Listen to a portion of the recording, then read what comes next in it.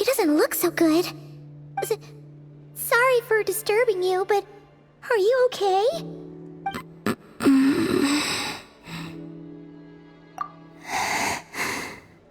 Dizzy.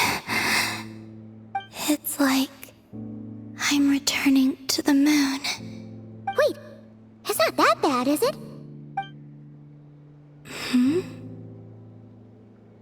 I sense the moon's power within you. We got the moon marrow back from the Fatui. Can it help you in any way? And what do you require this time? Come on, don't even think about that. Right now, you gotta focus on getting better.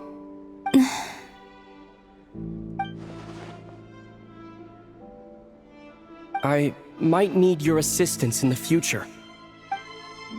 Oh. Very well. Give me your hand.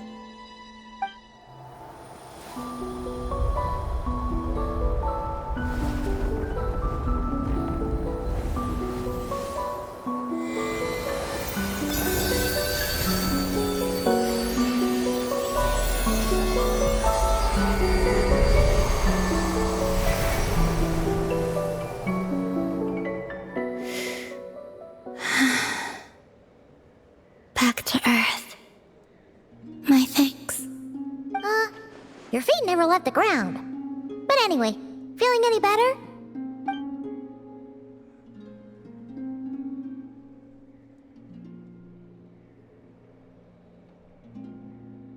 Significantly. The moon within your body, it is as silent as a reflection in the water. Fascinating. I merely drew forth a ray of its light from the water. Enough to keep me tethered to the ground for now. I think I sense some other changes as well. That is the moon goddess's favor. All things I come into contact with will bear this mark. It is harmless, and will fade over time. Speaking of which, do you want to be the Moon Marrow's custodian, now that you've got your power back? It's supposed to be something that belongs to a god in any case, right? It is the remains of Arya, goddess of the eternal moon. So it does have to do with... Wait, what? Did you not know this already? Lama just said it was different from the other fragments, and that she could sense divine power within it. And she is correct. When I drew that ray of moonlight from the marrow, I also drew some memories from within. That is how I know that it belongs to the goddess of the eternal moon. But Lama also saw the past by using the Moon Marrow. Why didn't she see that? There were once 3 moons in the sky, each belonging to a goddess who ruled over it. But after the War of Funerary Flame, all 3 lay slain, and 2 of the 3 moons were shattered during the conflict. After Arya's death, her power coalesced into this moon marrow. The iridescent moon's remains have never been found. And while the Frost Moon's goddess died herself, her moon was never broken. As the prophecy stated, this moon would birth a new deity sooner or later. The entity the Frost Moon Scions call the Kutar. I can sense that my power belongs to the Frost Moon, but it lies beyond the false sky, too distant from me. Forget controlling it. Sensing it alone requires immense effort. Oh, wait, let Paimon count this up. We have the Eternal Moon's Marrow with us. No one can find the iridescent moons. Does that mean you have the Frost Moon's Marrow inside you then? No. It can only form after the moon goddess is dead. Consider it a form of energy core. You may as well ask if there are rocks on the moon. Oh, so you're saying that you represent the Frost Moon's power, right? Yes. Now, a god with a gnosis is named an Archon. Since you bear the moon marrow, does that make you a moon goddess? You do not wish to become one? That's not really the problem here. Also, why are you so eager to pass that title on to someone else? Anyway, never mind this becoming a moon goddess stuff for now. We're asking if we should return this moon marrow to you. I do not desire it, Huh? nor does it desire to come to me. And what does that mean? When I came into contact with its power, I sensed a kind of rejection. I can only guess that this is because I, too, am a moon goddess. 2 moons will not rise at the same time, let alone consume one another. Guess it's stuck with me for now then. You sure that's gonna be okay? Glauma did say that you've hidden its power well, but the damselette sensed it just fine. And it's the wild hunt we're dealing with here, not some run-of-the-mill enemy. If it detects the marrow... The wild hunt? You speak of that phenomenon as if you were describing a person. Well, it sure looks like there's a person behind it all. Someone with a super clear goal, too. They've been after the moon marrow non-stop. That seems to ring a bell. Huh? Does it really? My colleagues used to mention someone, back when I was still with the Fatui. He hailed from Conria, gaining abyssal power during the Cataclysm, and he had a consuming fixation on the moons. Conria? Well, we don't know if the phantom we saw has anything to do with that, but the details kind of match. What was his name? I only know what others called him. The Rehir of Solnari. Huh. There was that title too. Yes. Wait a second. Dane mentioned him, didn't he? Does that mean that our enemy is Rerir, one of the 5? If that was the case, surely he'd be stronger than this, though. I have heard that he disappeared not long after the Cataclysm.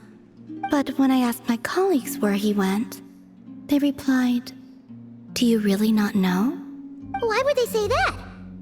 The tale of his final fate has it that he fell into the moon's reflection, from which there can be no return. Wait, hold up, pause. There's just too much information. I felt the same. They seemed to think that I should be the one who would know everything about the moons. But as I said, my prologue lies beyond the false skies. I do not even remember my name. Oh, Either way, following his departure, the wild hunt situation worsened drastically, and it has since become a byword for abyssal disaster. The present phenomenon may have inherited the same title, but it far surpasses its past incarnation in both scale and lethality. oh, to think that we're up against one of the infamous 5 sinners. That's way too much for us to handle. That incident on Star Sand Shoal must have been luck then. Or maybe he wasn't giving it his all. And even then, he still defeated Marionette. Oh? What did you just say? Would you mind repeating that? That's your ex-colleague? So, we were on Star Sand Shoal together, and she was beaten by the Wild Hunt, too. Did you just laugh? No. She totally did. Are you two on bad terms or something? No. I simply imagined the put-out expression she must have worn in that moment, and found it interesting. She seemed quite shaken. Oh, she'll adjust soon enough. She's very good at that. Okay, anyway, we've gotten off topic. Now that we know how dangerous the guy targeting the moon marrow is, you sure you want to carry it around with you, Traveler? If Fatui intelligence is to be believed, Rerir would prevail even if all of Nod Cry were to stand against him. Perhaps something restricts him, if only for the moment.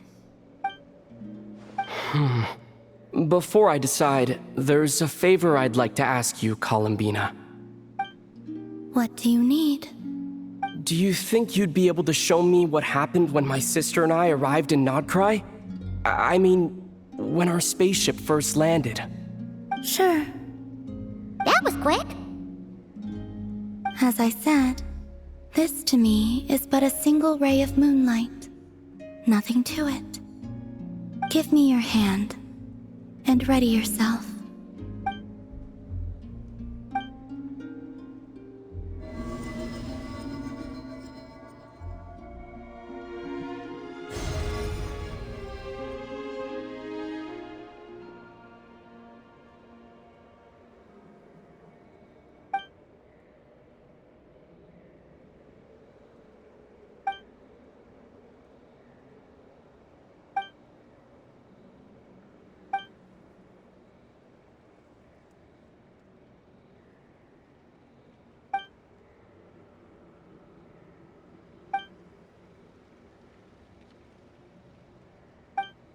Where is this? Aether, come on, we have to leave this place. What? Hey, are you okay? Our spaceship. A long, long time passed after we landed. No one left the ship during that time, but Lumine found me from outside of it somehow. Huh? How would that even be possible? I don't know. The secrets within memories are like cookie crumbs. Take a bite, and they go everywhere.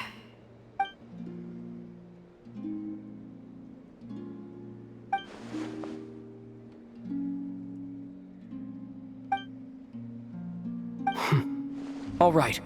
I'll keep the moon marrow with me. Well, if you say so. Paimon can't stop you, but still. Ooh. Will you need my help? I could help you conceal the marrow. You could? Oh, that'd be great. Detecting it within you is already no easy task, but I can teach you to further conceal its presence using Kuvaki. Like this.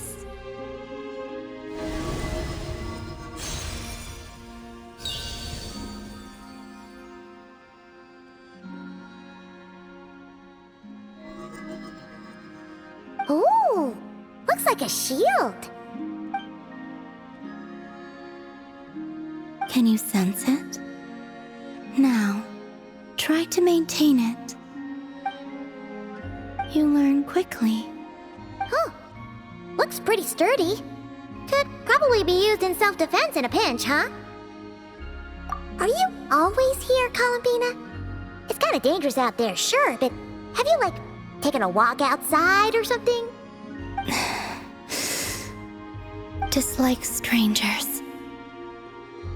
Slightly better. Yeah, the Frostmoon Scions have changed since you last saw them. Who knows? You might actually like them. I will consider it. She seems kinda tired.